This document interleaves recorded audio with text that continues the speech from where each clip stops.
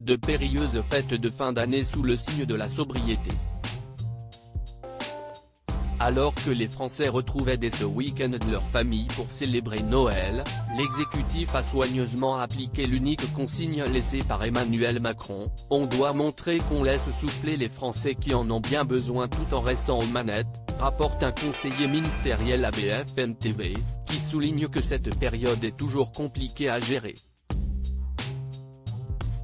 Il est vrai qu'entre l'inflation, les risques de coupure d'électricité et la grève SNCF, les Français ont été servis, ces dernières semaines. Le très prochain retour de la réforme des retraites dans le débat politique ne devrait pas arranger la situation. Est pourquoi les ministres concernés doivent plus que jamais rester concentrés sans se faire remarquer. Et si cela semble si important, notamment parce que le gouvernement garde un souvenir ému des vacances de Jean-Michel Blanquer à Ibiza, au Noël 2021.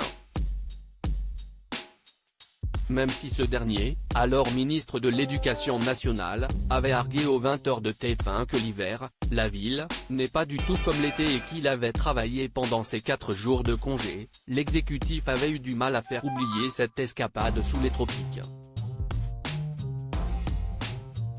Supérieur à François Braun, Catherine Colonna, qui sont les ministres du gouvernement Borne, la réforme des retraites dans tous les esprits. Le ministre sera dans les Alpes avec son téléphone pour préparer la rentrée parlementaire chargée, a ainsi communiqué à BFM TV les conseillers de Franck Riester, ministre délégué chargé des relations avec le Parlement.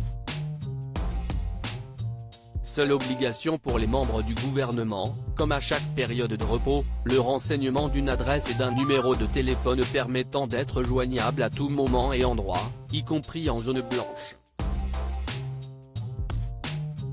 Mais pour de nombreux collègues d'Elisabeth Borne, le temps sera plus au travail qu'à la détente. Et pour cause, début 2023 signera le début d'un nouveau challenge pour la majorité.